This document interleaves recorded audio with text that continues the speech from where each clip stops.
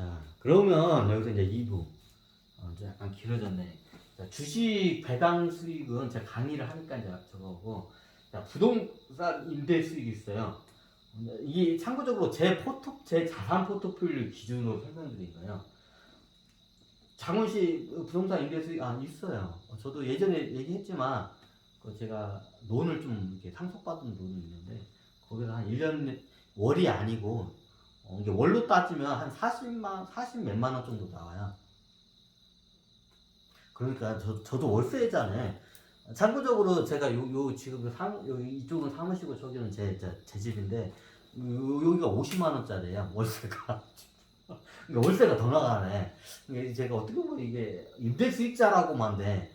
이게 뭐냐 이거는 제가 뭐냐 이거 세입자가 더 가까운데 월세가 50만 원 나가는데 저기 뭐냐 월세가 제가 50만 원을 내고 저기 뭐냐 월 수익금이 40만 원 돼. 월세가 더 나가네. 그러니까 임대 수익자라고 좀 제가 말씀하기는 그러네. 어차피 여기도 이제 정리하면 이제 월세 낼 일이 없으니까 하여튼 임대 수익자긴 수익자죠.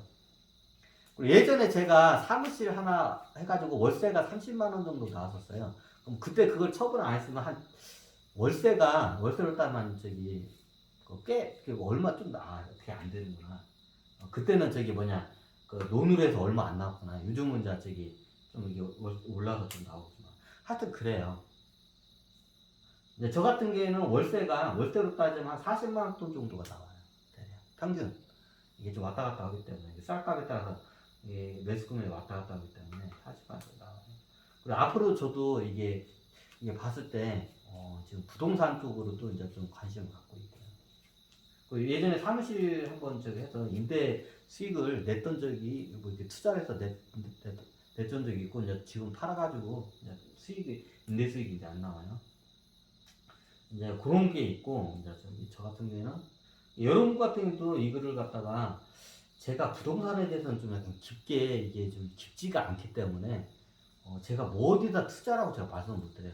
하지만 부동산 임대 수익도 어느 정도 여러분들이 좀 이렇게 해주는 것 같아요. 근데 부동산 자체가 원체 이 금액이 많이 들어가기 때문에 근데 잘 찾아보시면 또 괜찮은 것도 있다고 하더라고요. 이제 부동산에 대한 거는 제 짧은 소견으로 이제 제 사례를 들어서 이제 한 거고 여러분들이 요 정도는 좀 약간 자산 자체를 분산을 좀 시켜주는 게 좋아요. 그리고 이게 주식하고 부동산하고 채권하고 이제 동산이나 여러 가지 무형자산도 있어요. 이런 것도 조금씩 약간 이게 분산해서 이게 입체적으로 이게 투자를 하잖아요. 그러면 전체 자산 시장에 대한 이게 입체적인 감각이 돼요. 이제 이거는 이도저도 아닌 어중떠중하게 이렇게 그냥 조금씩 찔러보고 이렇게 깊이 없이 잘못하다 사기 당하는 경우가 있어요. 이제 그런 경우는 이제 저거니까 여러분들이 잘 아는 분야로 해야지 잘 모르면 아예 애초부터 이게 그렇게 저거 안 돼요.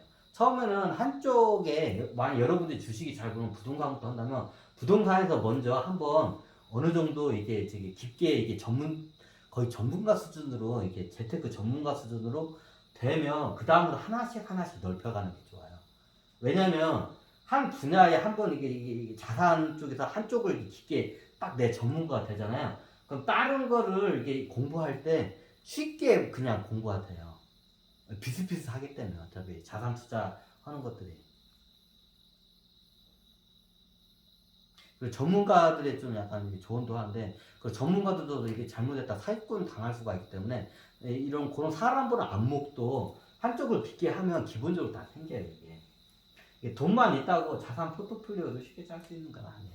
스스로의 안목이 좀 있어야 돼, 통찰력. 그래서 이제 저 같은 경우는 주식 배당수 있고, 부동산 임대 수익, 이런 것도 약간, 내가 굳이, 나중에, 이게 노동을, 근로를 하지 않아도, 아니면 제가 사업장을 내가, 이게 운영을 하지 않아도, 내가 최소한 생활이 가능한 정도의, 좀 약간 근로소득이 있는 게, 여러분들의 이게 좀 좋아요. 그럼 어떻게 되냐? 좀 공부를 하면서 여러분들의 지금 사회 천연병 분들의 좀 기준으로 말씀드리자면 좀 약간 공부를 하면서 조금씩 조금씩 자산을 늘려가는 방법을 좀 여러분들이 터득을 하셔야 돼요. 그 다음에는 연금했고 인세. 지금 몇 거지?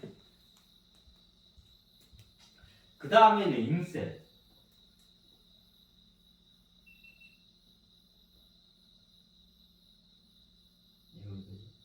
그 다음에 인세. 인세에 대해서는 여러분들이 쉽게 설명하자면, 여러분들한테 인세라면 책을 작가가 쓰면 작가한테 그 책이 팔 때마다 얼마치 그 인세가 입금이 되죠. 그 인세. 인세가 이제 뭐 저기 인쇄 저거라는데 하여튼 인세라고 이제 하죠. 인세라는 게 여기서 이제 토탈적인 이제 창작에 대한 어떻게 보면 무형 자산에 대한 수익금. 내가 근로를 하거나 노동을 하거나 사업체를 운영하지 않아도 그로 인해서 그냥 꾸준히 들어오는 그 무형 자산 소득을 인세라고 해요. 우리가 부동산을 가면 자본금이 들어가고 형체가 있잖아요. 그에 따라서 임대 수익이 있고, 주식은 주식에 대한 주식을 사게 되면 그에 대한 자본이 들어가고, 그에 대한 자본 소득에 대한 배당 수익이 이제 이게 나오죠. 뭐 차익 수익도 나고요. 근데 요 인세는 이제 무형 자산에 대한 이제 수익이에요. 무형 자산에 대해서 자기가 무형 자산을 투자를 해서 할 수도 있는데, 보통 무형 자산을 투자 잘못하면 이거 나중에 다 거의 사기를 당할 확률이 높아요. 이거는 초고수의 영역들이기 때문에 여러분들은 접근 안 하시기를 좀 추천을 드려요. 무형 자산 사는 거는. 무형 자산은 어떻게 사나요? 예를 들어서 기간이 오래 지난 영화들 있잖아요. 드라마들, 그런 것도 살 수가 있어요. 거래가 돼요. 이제 나중에 이게 근데 그거 잘못 투자했다가 나중에 진짜 10원 한 점도 못 건지는 경우가 있기 때문에, 이건 고수들의 영역이기 때문에 여러분들이 이거는 젊으신 사회초년별 입장으로 설명하시면, 이게 여러분들이 직접 이게 창작물을 하시는 걸 좀 해드려요. 예를 들면 요즘 티스토리 블로그를 많이 해서 이제 그쪽에서 수익이 나오잖아요. 블로그 같은 이게 나중에 어느 정도 이게 몇백 개 자료가 올라가고 하고 인기가 많이 하고 하게 되면, 거기에 따라서 이게 광고를 넣을 수가 있다고 하더라고요. 그 티스토리 블로그인가? 네이버는 그게 안 되는 걸 알았어요. 그 티스토리 블로그가 그렇게 하게 되면 자기 자체적으로 그걸 광고를 넣게 되면 그에 따라서 그게 이제 거기서 수익금이 나와요. 이게 어떻게 되면 좀 약간 사업 소득이기도 한데, 이게 그것도 일종의 이게 무형자산인 인세로 좀 보셔도 돼요. 근데 그런 분들 좀 있으시죠? 티스토리나 블로그 올려놓고, 아니면 이게 광고 오다로 해서 넣고, 나중에 클릭할 때마다, 아니 노출할 때마다 얼마씩 받는 그런 게 다 있어요. 그럼 나중에 이게 블로그, 티스토리 블로그 같은 경우에는 한 1000개 자료가 거의 막 몇백 개, 1000개에 올라가잖아요. 그러면 그게 그 자체가 그냥 책이 돼버려요, 그냥.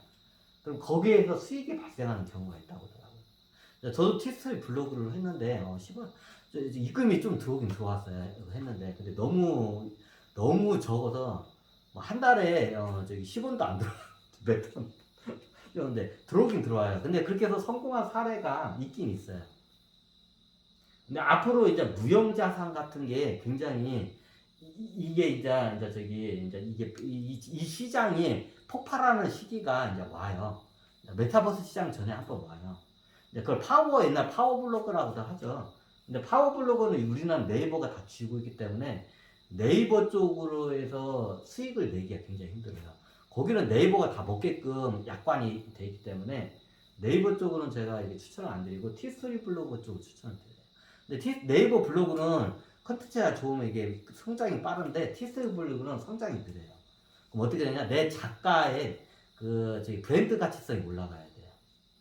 일종의 블로그가 인터넷에다가 쓴 나의 책이에요. 그렇게 생각하시면 돼요. 저 같은 경우에는 티스토리 블로그 운영도 해봤고, 그리고 제가 네이버에 요즘은 제가 포스트만 올려놔요. 거기에서 뭐 수익 나오는 것처럼 없고 그냥 키우기만 하고 있고 뭐 주식 관련 저기 포스트 올리는 거 다들 아시죠? 그거. 네, 그냥 그것도 나중에 이제 광고 이제 이게 나중에 잘 되면 광고 제가 직접 오다를 넣어서 하게 되면 이게 굳이 이제 거기서 한 저기 이게 자료가 이제 많이 쌓이고 이 자체가 책이 돼버려요 그냥. 그럼 거기서 나중에 이제 저기 직접적인 제가 사업을 통해서 수익을 낼 수도 있고 아니면 다른 저기 이런 재테크 관련 그 업체들에서 광고 요청이 이제 거의 들어오게 되면 이제 유명해지면 거기다 광고 이제 판을 넣을 수가 있어요. 그러면 그 광고 수익이 오는 게 이때 그것도 인세예요. 이게 블로그 팁스토리 블로그 같은 경우에는 이제 네이버는 제가 추천을 안 드려요. 네이버 블로그는 왜 저기 거기는 아무리 떠도 네이버가 다 수익을 가져가는 저기 구조기 때문에 거기서는 안 되고 하게 되려면 이제 팁스토리 블로그는 좀 추천드려요. 근데 키우기가 굉장히 겁나게 힘들지. 그게. 그런 것도 있고 그리고 또 요즘 뭐 유튜브 있죠. 이 유튜브가 제가 애매한 게 이걸 사업자로 봐야 하는지 아니면 일세로 봐야 하는데 이게 유튜브도 이게 자기 브랜드가 알려지고 나중에 이게 유튜브는 꾸준히 안 올리면 이게 다운된다고 하더라고 컨텐츠를. 이게 좀 그런 특성이 있다고 하더라고요. 그래서 이게 나중에는 많이 굳이 올리지 않아도 기존에 이제 어마어마한 자료들이 있잖아요. 그럼 그 자료들을 통해서 그 동영상을 통해서 광고 수익이 이제 붙는 건 다들 아시죠? 그럼 그것도 약간 사업적인 것도 있지만 약간 이게 유튜브 올린 것도 인세의 무형자산으로 보시면 돼요. 자, 이 유튜브 컨텐츠를 올렸는데 이게 만쳐지지가 않잖아. 그럼 그건 무형자산으로 봐요. 무형자산으로 올라가는데 그 컨텐츠가 한 몇백 개 올렸는데 거의 개별적으로 컨텐츠마다가 다 광고를 하고 얘네들 영업사원을 해요. 그럼 광고 수익이 들어가요. 파이프라인으로 해서. 그럼 그거는 일종의 인세에 좀 가까워요. 사업적인 소득으로도 봐야 하는데 자영업이나 사업소득으로도 봐야 하는데 어떤 면으로는 인세적인 면이 다양해요. 유튜버도 이해가 되시나요? 이제 무형 자산이죠 그게. 그러니까 무형 자산이 많아요. 여러분들이 무형 자산을 직접 살 수 있는데 이건 초고수들의 영역이기 때문에 여러분들은 100% 사기 당해요. 이거는 모르면. 그럼 어떻게 되냐? 여러분들이 직접 창작을 하는 무형 자산에 투자하세요. 창작을 하면서 나의 시간을 투자하면서 내가 이제 공부를 하는 거예요 이게.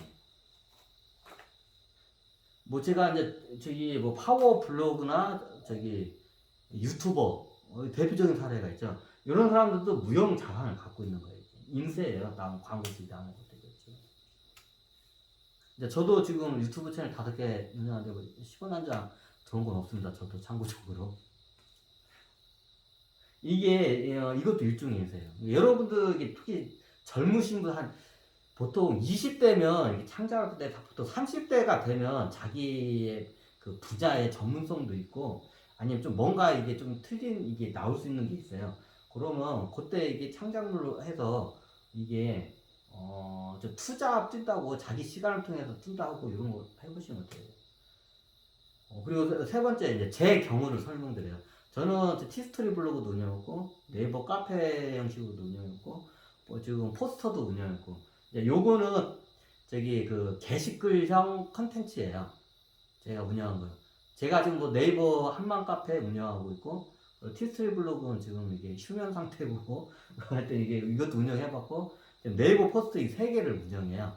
이 3개는 어떤 형식의 컨텐츠로 보냐면 게시글형 컨텐츠로 보시면 돼요. 게시글 올리듯이 그냥 컨텐츠를 올리죠. 그래 게시글형 컨텐츠로 보시면 돼요. 자기가 사이트를 운영해서 직접 하는 것도 있어요.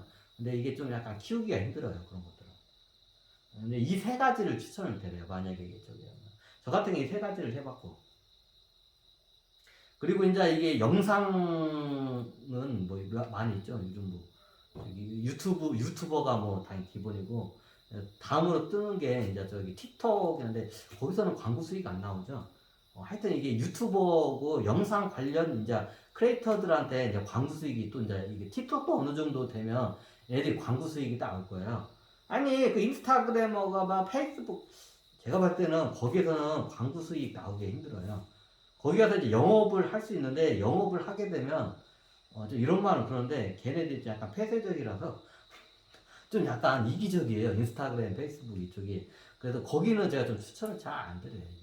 이게 그냥 처음에 노는 것으로 하는데 나중에 이게 인쇄적인 차원으로 인스타그램하고 저기 페이스북하고 트위터도 그렇고 접근하는 게 거기는 좀 안 맞을 것 같아요. 인쇄를 만 무형자산 인쇄로서 하게 되면 유튜버가 그냥 저기 단일 1등이죠. 왜 광고 수익을 다 저기 같이 이제 크리에이터와 같이 나누기 때문에 뭐 두말할 것도 없죠. 이제 이런 것도 있어요. 제가 해본 경험을 적어요. 저 같은 경우에는 스톡 사이트를 하는데 스톡 사이트를 스톡 사이트가 뭐냐 사진을 갖다가 제가 많이 찍었잖아요. 이걸 갖다가 올리면 그거에 대해서 다운을 받아서 누구든지 쓸 수 있게 해요. 그러면 그 다운을 받아가지고 쓰려면 그 권한에 대한 비용을 지불해야 돼요. 다운받을 때마다. 이제 그러면 그거를 그 스톡 사이트가 저기 한 50% 보통 5대 5라고 하더라고요. 스톡 사이트가 반절 먹고 이제 저기 작가가 반절을 먹어요. 이제 이게 사이트마다 많이 틀린데 보편적으로 그렇다고 하더라고요. 근데 이것도 저도 해봤는데 많이 올렸는데 이게 굉장히 인내력을 많이 필요해요. 수익이 생각보다 겁나게 안 나와요. 여러분들이 막 저기 여기다 투자를 겁나게 했는데 나중에 여러분들이 인스타그램에다 사진 올릴 생각으로 그냥 여기다 그냥 재미있게 그냥 올린다는 취미처럼 하고 접근을 해야지 돈 벌겠다고 이게 스톡 사이트에다가 올리게 되면 이게 여러분들 인내력이 그만 바닥이 날 거예요. 하지만 사진이 좋고 내가 그냥 SNS 운영하듯이 그냥 스톡 사이트 올릴란다. 이게 이런 마인드로 접근하면 괜찮아요. 장기적으로 굉장히 이게 스톡 사이트는 굉장히 인내력이 필요해요. 대표적인 무형자산이에요. 내가 찍은 사진을 다른 사람이 그걸 다운받아서 쓰면서 그 다운받을 때마다 이제 입금을 해요. 그 돈도 입금을 해야 돼요. 그럼 그 입금한 거에 스톡 사이트가 반, 내가 반 해가지고 먹는 게 이게 그 구조예요. 이것도 인수예요, 일종의. 이것도 무형자산이죠. 이런 것도 있어요. 이거 말고도 굉장히 많아요. 옛날 디지털 노마드족 이게 책이나 디지털 노마드족 관련 이게 무슨 이렇게 검색을 치면 겁나게 많아요. 이제 그런 게 보면 인쇄 이제 대부분 여러분들이 창작한 이게 젊으신 분일수록 창작한 창작물을 해서 예전에 뭐 카우 해가지고 뭐 저기 그것도 카우 뭐 이게 광고가 많이 나오면 그 나중에 그 문제 생겨요. 100% 내가 봤을 때. 그것도 무형자산에다 투자하는 거야. 가수의 그 작곡 거기에 대한 뭐 저기 하고 근데 그 문제 생겨요 나중에 그거 100% 문제 생겨요. 여러분들이 무형자산을 직접 사는 거는 거의 이게 불가능해요. 그 사기 당할 확률이 겁나 높아. 그냥 접근하세요. 그냥 여러분들이 직접 창작을 하시는 걸 전 추천을 드려요. 무형자산. 아까 말씀한 거. 유튜브가 제일 추천. 두 번째 이제 티스토리 블로그. 얘네들이 직접적인 인쇄가 나올 수 있는 구조가 되는 게 그거야. 내가 만약에 글이나 사진 찍어가지고 이게 뭐 이렇게 저기 게시글형 자료를 해가지고 이게 자신이 있다. 내가 좀 작가 이런 게 저기 글빨도 좋고 그럼 티스토리 블로그가 제일 괜찮아요. 근데 영상을 잘 찍는다. 뭐 두말할 거 없죠. 유튜브죠. 그럼 내가 사진을 잘 찍는다. 그런 거 이렇게 스톡 사이트 같은 데 올리는 거 좀 추천드려요. 이제 그 사진을 통해서 2차, 3차 가공이 돼요.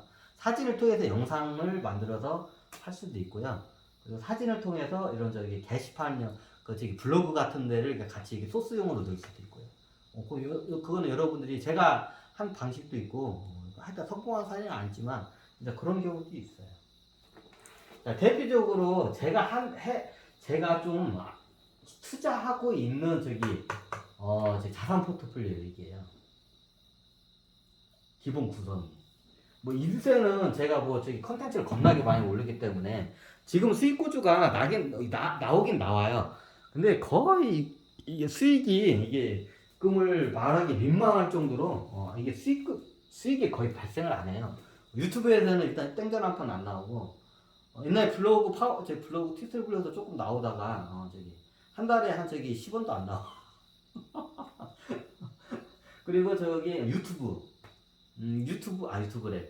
저기 뭐냐 그나마 좀 조금 나온 게 저기 스톡 사이트 셔터스톡하고 제가 아다스톡하고 크라우드피 이 세 개 스톡 사이트 다 올리는데 제 2년 제가 저기 오픈을 할게요.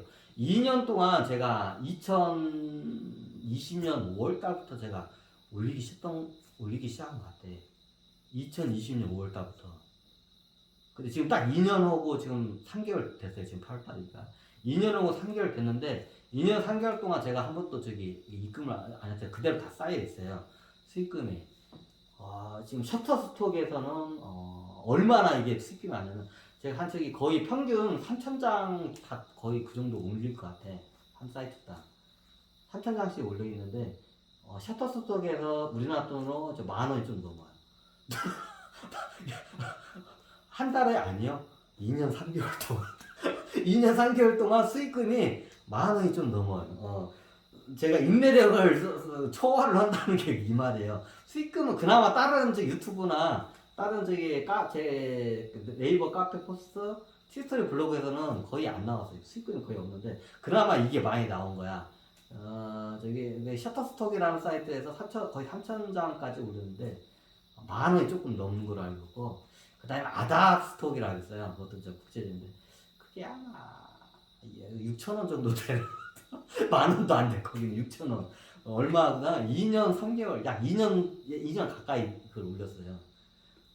2년 정도 약 2년 정도 올렸고 크라우드픽도 19,000원 20,000원이 안 돼. 19,000원인가 최근에 확인할 때 19,000원. 얼마 동안 2년 넘게 약 2년 조금 넘게 했는데 한 달이 아니에요. 다들 한 달 넘으면 애기 한 달 동안 그렇게 올리는데 저는 2년 넘게 한 번도 안 쳤는데 그 쌓인 게 19,000원. 자, 여러분들한테 만약 이런 저기 스톡 사이트에다가 이렇게 올리려고 하잖아요. 여러분들이 엄청난 인내력을 필요로 해요. 이게 수익이 안 나와. 자, 그거를 알고 접근을 해야 돼요. 내가 취미처럼 내가 좋아서 올리면 괜찮은데 이거로 내가 돈을 벌겠다고 셔터스톡 하잖아요. 저 같은 경우가 생겨요. 어디 가면 출장비도 안 나와요. 제 학사례를 제가 설명드린 거예요. 자, 이런 거를 한번 여러분들이 이게를 투자하기를 좀 권유해야 돼요. 이거 말고도 굉장히 많은 이게 제 포트폴리오 이게 굉장히 많아 있어요. 자산 이거 말고도 채권도 일종의 채권도 사면 여기서 채권이 빠졌죠. 채권 사면 이자 소득이 나오죠. 채권에 대한 그것도 자산 포트폴리오예요. 근데 저는 채권에다 투자 안 했기 때문에 몰라요. 그러니까 안 넣은 거예요. 근데 여러분들 채권에 자신이 있는 분들은 채권에다 포트폴리오 넣을 수가 있어요. 근데 저는 채권도 잘 몰라요. 그리고 채권 이자가 이런 말은 그런데 너무 싸가지고 저걸 넣을 바에는 내가 지금 대출받은 대출 이자가 채권보다 더 비싼데 내가 머리에 쪽 빠졌냐? 대출 이자보다도 채권 이자가 더 싼데? 그러니까 저기 아예 접근을 안 해요. 채권 말고 여러 영업권이나 별의별 포트폴리오 자산들이 어마어마하게 많아요. 근데 그거에 대해서 제가 설명하면 여러분들이 머리가 깨지기 때문에 제가 자신 있게 지금 하고 있는 것만 해가지고 딱 이게 설명을 드려요. 그 여러분들이 가능한 것들은 이게 보통 다 이런 포트폴리오 전문적인 그 자기 분야가 있으면 거기에 보면 그 포트폴리오가 이런 게 다 거리가 있어요. 이게 저도 중고차 이게 하게 되면 예를 들어 중고차 옛날 제가 장사를 하게 되면 여기서 포트폴리오 하나 넣을 수가 있어요. 지금은 이제 이게 거의 없어졌는데 예전에는 중고차 장사 이쪽에다 하게 되면 중고차 딜러들한테 돈을 이렇게 빌려주나요? 그럼 한 달에 2부 이자를 받아요.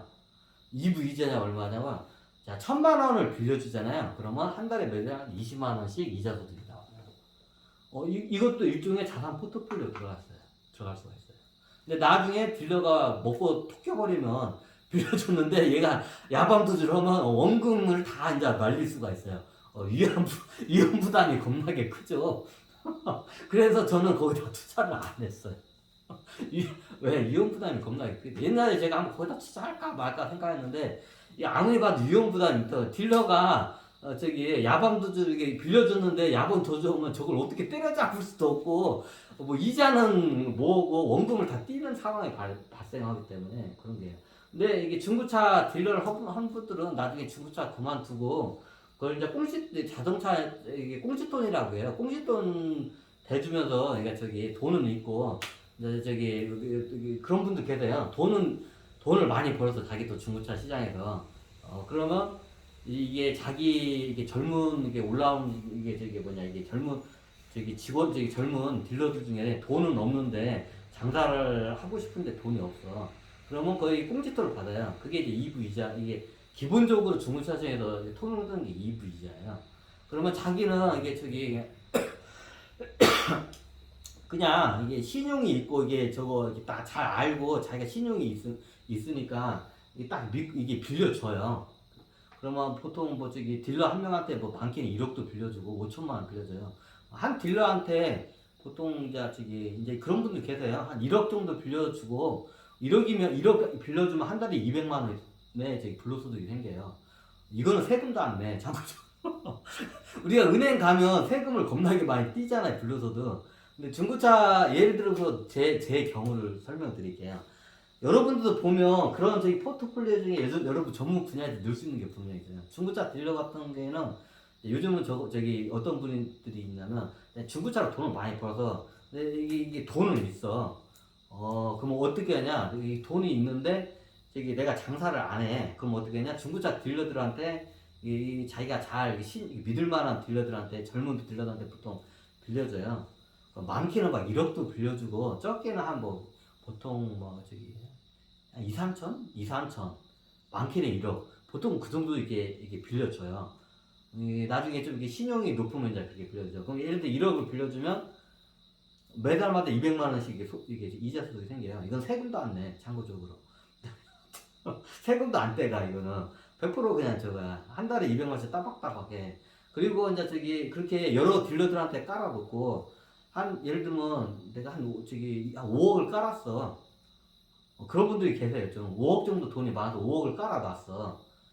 이제 저기 중고차 딜러 5억을 깔아놓으면 저기 1억에 200만 원이죠. 뭐 5억이면 한 달에 1000만 원이라는 저기 소득이 나와요. 이자 소득이. 그런 분들이 많이 계세요. 이제 이런 거 보면 이제 뻥찌는 분들 많은데 원래 그쪽 시장은 그래요. 좀 약간. 이제 요즘 캐피탈 업체들이 그 시장에 이제 들어와가지고 캐피탈 업체들이 1%도 일부 이자도 안 되는 저기 싼 이자로 주니까 요즘 이제 그게 없어졌어요 거의. 이제 하긴 하는데 이제 저기 이자를 많이 못 받죠. 하여튼 예전에는 그랬어요. 근데 이것도 여러분들이 어떻게 보면 자기 전문 분야에서 포트폴리오 구성할 수 있는 방법 중에 하나예요.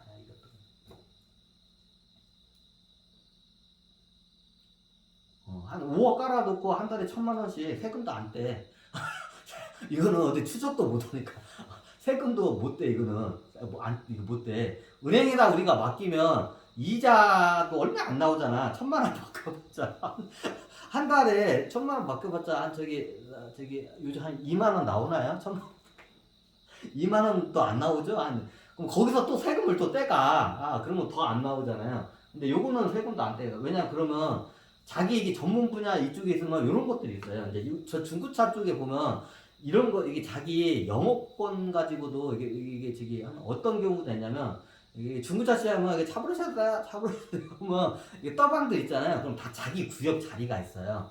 그 자리가 어떻게 보면 영업권이에요. 그 나중에 자기가 그걸 붙이고 그걸 갖다가 그걸 갖다가 자기가 있잖아요. 그걸 갖다가 영업권을 팔기도 하고 그걸 갖다가 월세를 줘서 그걸 수익을 내는 딜러들도 있다고 하더라고. 저도 이제 그쪽 시장은 잘 모르는데 떠방을 잡아보셨어요 하면 그 자리에 대한 그 권리금이 있어요.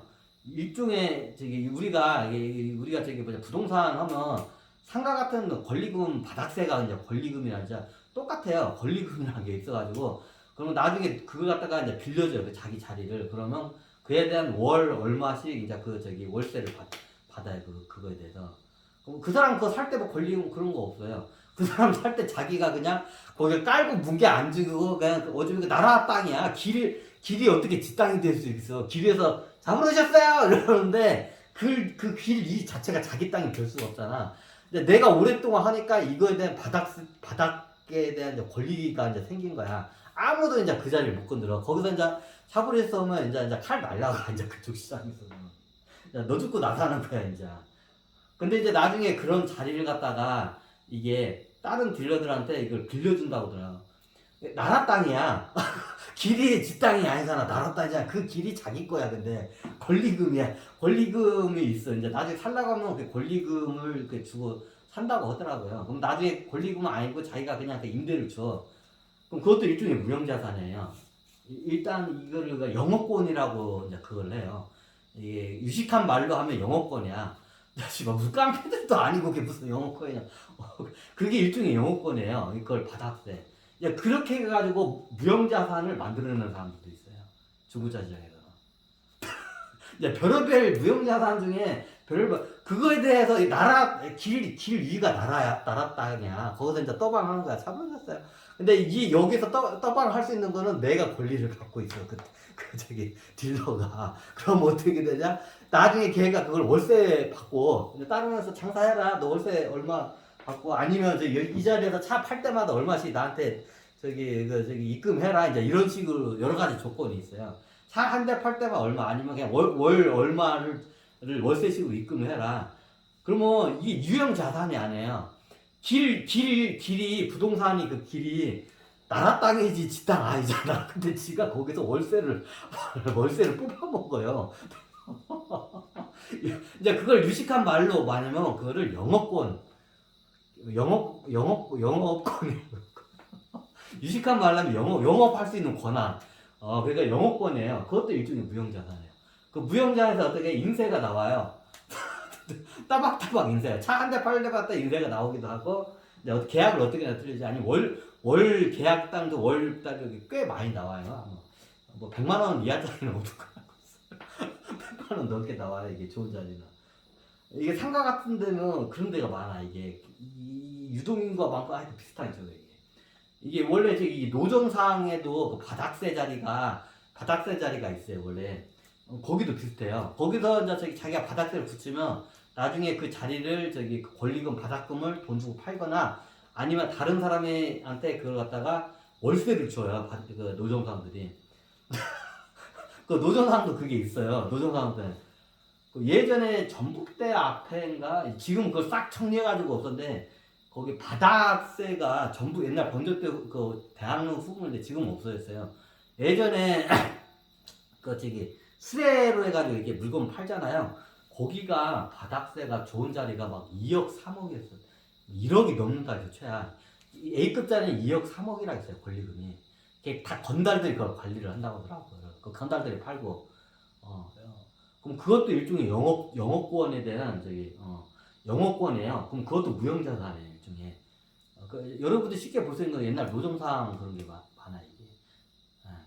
뭐 굉장히 길목 좋은 노점상 그 자리가 있어요. 거기에 아무나 장사 못해요. 거기에 다 건달들이 다 관리도 하고. 그럼 그걸 나중에 거기서 장사하려면 권리금을 내고 들어가야 돼요. 그 유동인과 좋은 점. 제 알기로 옛날 전북대 거기 대학로에서 제일 비싼 게 어떻게 하냐. 옛날에 예비군 훈련 제가 조기했을 때 이제 그쪽에서 장사하는 분 예비군한테 제가 한번 이제 들었는데 제일 비싼 게 3억까지 이제 나온다고 하더라고요.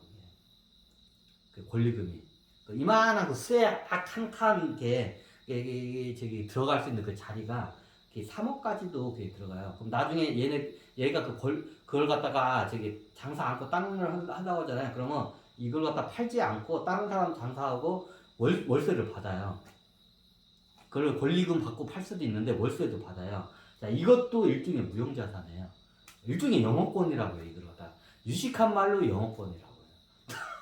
나중에 주식을 분석하다 보면 영업권 같은 경우에는 이게 숫자로 안 찍혀요. 자산이긴 자산이에요. 근데 그 영업권으로 수익이 분명히 발생을 해. 근데 그 숨어있는 그런 영업권을 많이 갖고 있는 회사들이 있어요. 이 분석하는 방법 중에 저건데, 이것도 일종의 영어권이에요. 이런 영어권 같은 게 굉장히 이게 많아요. 이것도 일종의 무형자산이에요. 여러분들도 여러 전문 분야에서 이걸 갖다가 잘 이걸 캐치를 해서 잘 이걸 자기가 그 읽어내잖아요. 그럼 이 자체가 무형자산으로서 나중에 엄청난 수익으로 이게 날 수도 있어요. 제가 알고 있는 거고 제가 하고 있는 거를 한번 예시를 통해서 한번 이렇게 설명을 드렸습니다. 네, 감사합니다.